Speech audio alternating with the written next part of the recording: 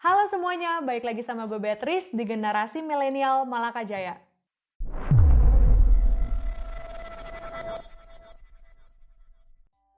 Gak keterasa ya udah episode 6 aja. Udah pada nonton dong episode 1-5-nya?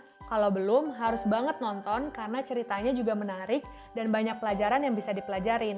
Nah kali ini gue bakal cerita juga tentang cerita yang gak kalah menarik, yaitu tentang Menara Babel.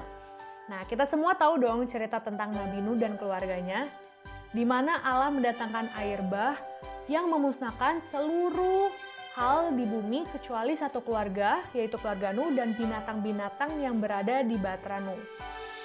Nah, lalu setelah air bah itu surut, Allah memberikan janji kepada keluarga Nuh untuk tidak mendatangkan air bah lagi, dengan memberikan suatu tanda pelangi, dan juga bahkan di Kejadian 9 ayat 1, Allah memberkati Nuh dan anak-anaknya serta berfirman kepada mereka, beranak cuculah dan bertambah banyaklah serta penuhilah bumi. Jadi Allah memerintahkan kepada keturunan Nuh dan anak-anaknya yaitu Sem, Ham, dan Yafet untuk beranak cucu dan memenuhi seluruh permukaan bumi. Nah, semakin banyaknya keturunan Nuh, terjadi perpecahan di keturunan Nuh ini. Ada keturunan Nuh yang percaya kepada Allah dan ada keturunan Nuh yang tidak percaya kepada Allah. Nah, keturunan Nuh yang tidak percaya kepada Allah ini, mereka pergi ke dataran Sinear, di mana mereka di situ ingin membangun suatu menara, yaitu disebut Menara Babel. Nah, kenapa sih mereka mau membangun Menara Babel?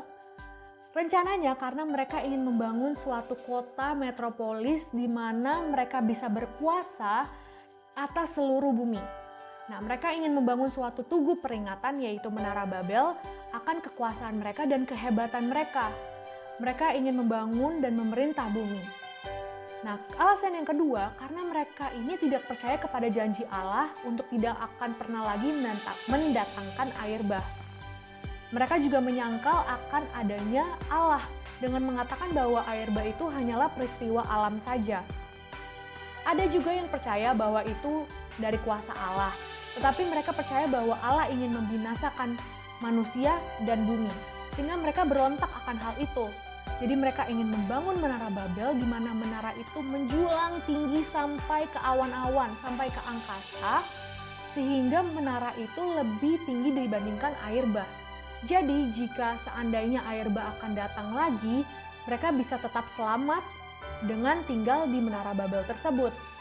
Nah, segala usaha yang mereka lakukan untuk membangun Menara Babel ini untuk menunjukkan kekuasaan dan kehebatan mereka, untuk penyembahan berhala dan juga menyangkal akan adanya Allah dan kuasa Allah. Nah, karena Menara Babel ini sangat tinggi, jadi mereka harus membangun suatu pos-pos sepanjang Menara Babel ini. Karena pos-pos tersebut mereka lakukan supaya pos yang paling atas bisa berkomunikasi secara beruntun sampai ke pos yang paling bawah untuk membutuhkan misalnya bahan-bahan untuk membangun Menara Babel tersebut. Nah, jadi mereka bergantung sangat besar kepada cara berkomunikasi mereka. Nah, bahkan mereka di pos-pos tersebut, mereka isi dengan emas dan perak sebagai tempat tinggal mereka dan juga sebagai bukti akan kesuksesan mereka dalam membangun Menara Babel ini. Melihat hal itu, Allah sangat marah dan murka bahwa mereka menyangkal akan kuasa Allah dan menyangkal akan keberadaan Allah. Jadi Allah berfirman di Kejadian 11 ayat 6-7, dan ia berfirman, mereka ini satu bangsa dengan satu bahasa untuk semuanya. Ini barulah permulaan usaha mereka. Mulai dari sekarang, apapun juga yang mereka rencanakan, tidak ada yang dapat terlaksana. Baiklah kita turun dan mengacau balaukan di sana bahasa mereka, sehingga mereka tidak mengerti lagi bahasa masing-masing. Nah, karena mereka sangat bergantung terhadap cara berkomunikasi mereka dan mereka masih satu bahasa saat itu, malaikat turun dan mengacau balaukan bahasa mereka, sehingga mereka tidak mengerti satu sama lain. Sehingga bahan-bahan yang mereka butuhkan, pos paling atas butuhkan, itu tidak tersampaikan, bahan-bahan itu tidak sampai, dan bahkan mereka saling salah mengerti satu sama lain. Sehingga terjadi perpecahan, dan mereka akhirnya malah berkelahi dan pertumpahan darah di antara mereka. Nah, dari itu mereka tidak mengerti bahasa satu sama lain, lalu mereka mencari kelompok yang bisa mereka mengerti bahasanya, kemudian mereka pergi dan berpencar ke seluruh bumi. Yaitu seperti firman Allah yang pertama kali untuk beranak cucu dan pergi memenuhi seluruh bumi. Nah, pelajaran kita dari Menara Babel adalah penting bagi kita untuk tidak mengandalkan pemikiran kita sendiri atau teori-teori yang kita dapatkan mungkin dari hal-hal lain yang tidak sama dengan Alkitab. Tapi penting bagi kita untuk mencari kebenaran di Alkitab dan juga kepada Allah, bergantung kepada Allah.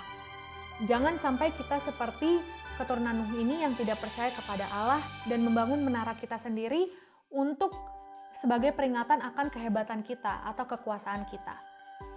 Sampai di sini cerita gue kali ini. Oh iya, cerita gue ini gue ambil dari Alkitab di Kejadian 9-11 dan juga buku Ellen G. White, Para Nabi dan Bapa, chapter 10. Nanti linknya gue taruh di deskripsi di bawah. Kalau misalnya ada saran atau pertanyaan, bisa taruh di kolom komentar. Dan jangan lupa untuk like, share, dan subscribe. Makasih semuanya, dadah!